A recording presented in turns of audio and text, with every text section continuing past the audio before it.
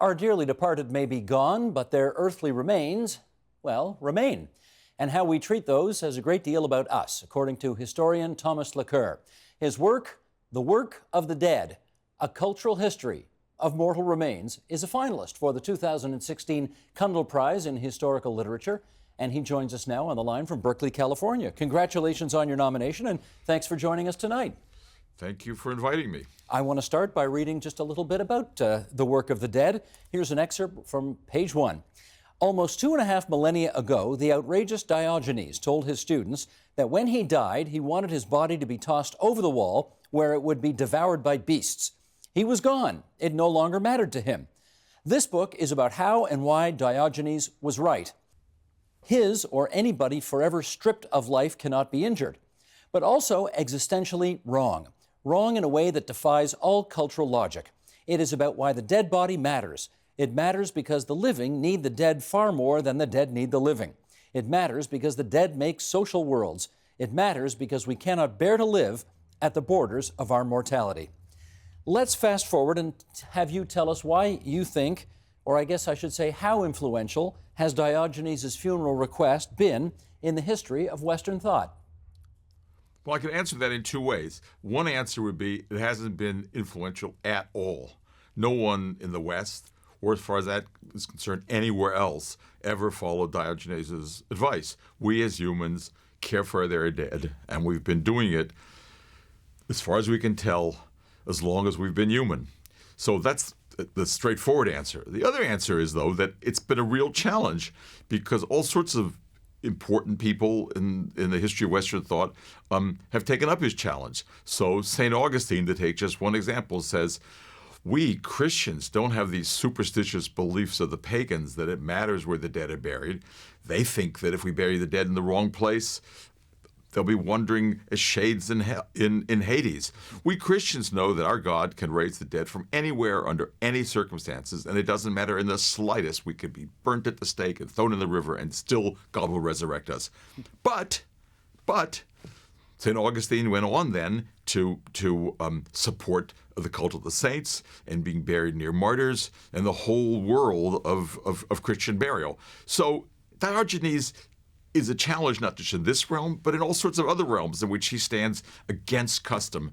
But in the end, humans need custom to maintain our social order and our cultural worlds.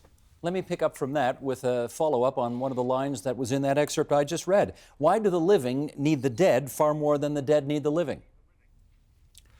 Well, that's, again, a really interesting and profound question. In some religious communities, of course, the dead do need the living. They need us to pray for their souls, to get them out of purgatory, to make the transition to another life easier. But I say that because even if we don't believe that, which I don't, we need the dead because the dead represent our community and our culture over time. In other words, why do we need the dead, the bones of the dead, in the 9/11 memorial in New York? We need them because these are the bones of people that mattered. And why do we need people in cemeteries? Because that's our history. It's our past. So that even if we don't believe the dead need us in some direct way to free them from torments, we need them. We need them to represent our history and our basic existence as a community of people that have a memory and that also believe in a future. Would you say concern for the dead is a universal human concern? Well, I mean, scholars and historians are always reluctant to say anything is universal. But the short answer is yes. I think we know of no culture that doesn't ritually care for the dead. Now that differs a great deal. What in some cultures is seen to be an abomination, other cultures is seen to be the norm. So that in ancient Greece, being left unburied is, as Antigone says, not just a trifle of the moment. It's the custom of the gods to be buried. On the other hand, Zoroastrians leave bodies unburied for the birds to eat. But in both cases, burying in the Greek case, leaving the bodies in these towers in the Zoroastrian case is a ritual care for the dead that matters deeply. Let's move to another excerpt from your book. The consolidation, you write, of Christianity in late antiquity and the early Middle Ages gave birth to the churchyard and to the idea that there should be a visible community of the dead intimately bound to that of the living. Sometimes practical considerations and extraordinary circumstances made contiguity of the church and its dead impossible. Epidemic disease, lack of room in the churchyard, an increase in the numbers of dislocated poor. But the nation's dead were generally buried, parish by parish, for as long as the story of a single community in church and state and in the eyes of God could be maintained. Why did the churchyard become the place, I guess, where Europeans decided to bury their dead? Well, decided is an odd notion. I don't think people woke up one morning and said, that's what we're going to do. But in some sense, you need to understand this as a reaction against the pagan world.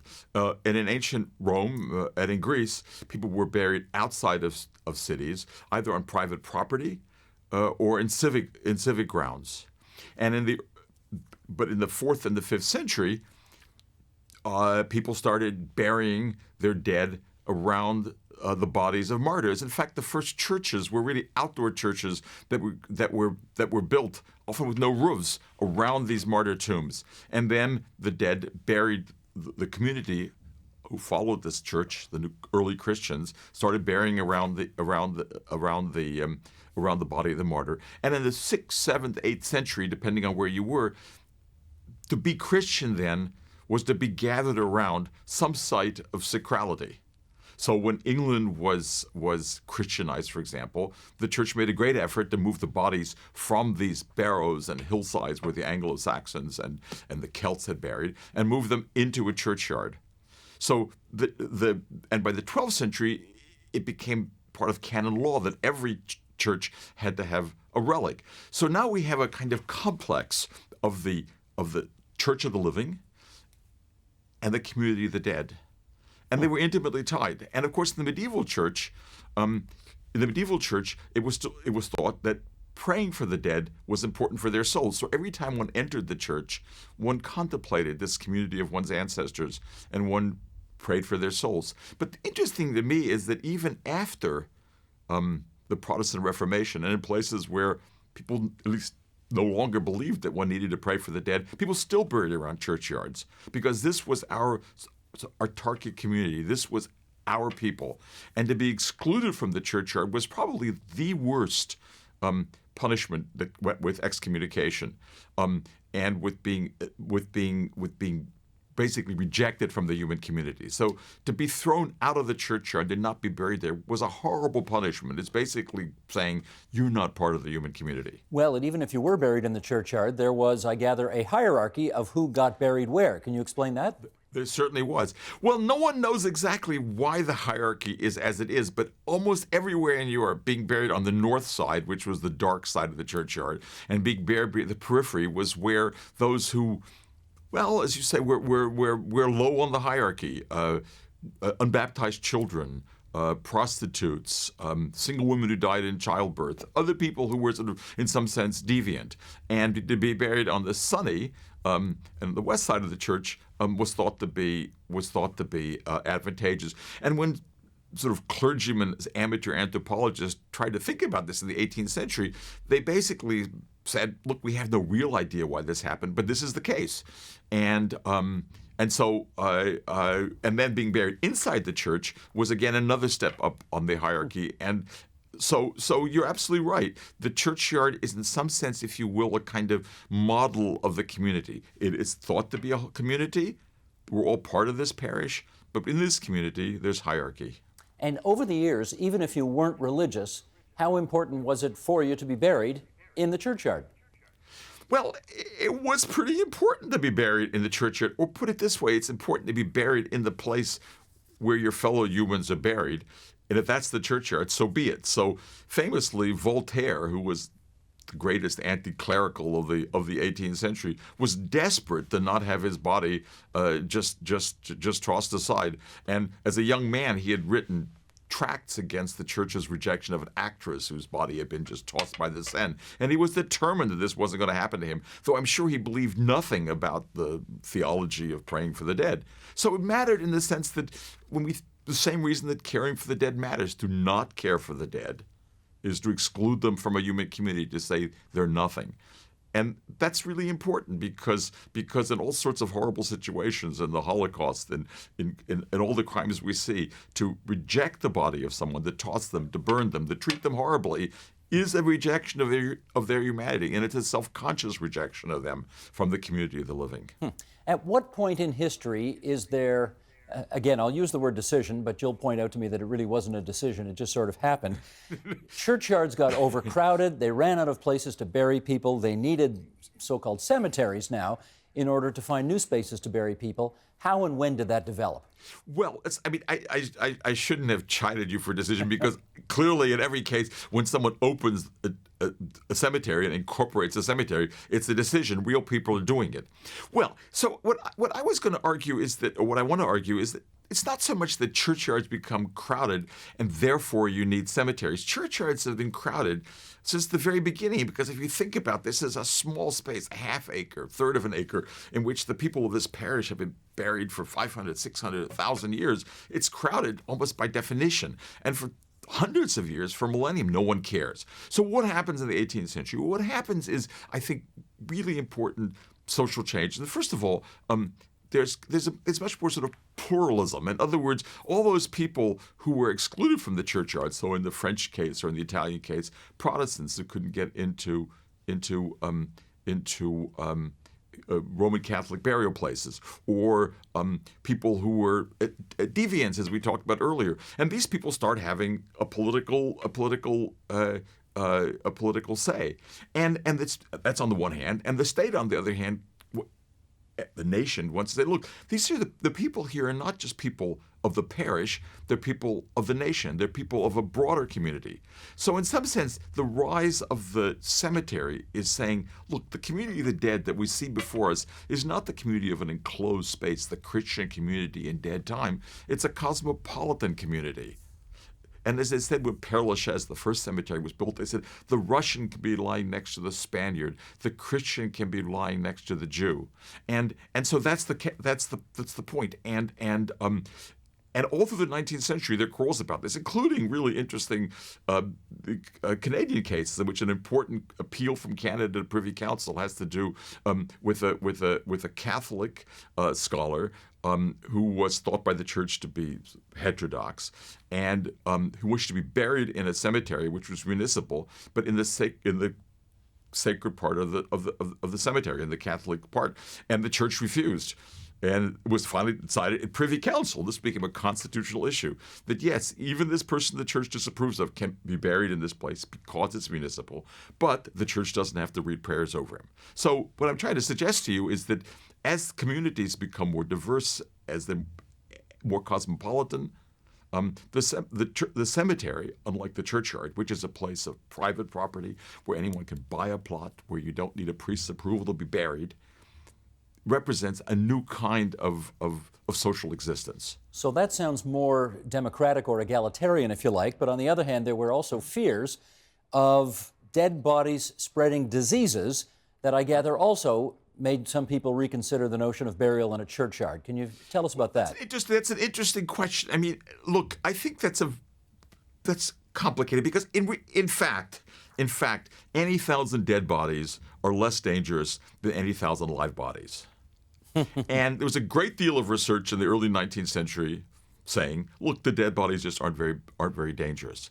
But if you think about this, if you think about this, the idea that what really matters is hygiene and not a community of the dead, then doctors and hygienists and politicians will say, okay, look, let's get rid of these old communal dirty places and let's build new clean places. And furthermore, let's build them as gardens. So let's imagine something new. So the churchyards in the 18th century and before were really pretty messy places.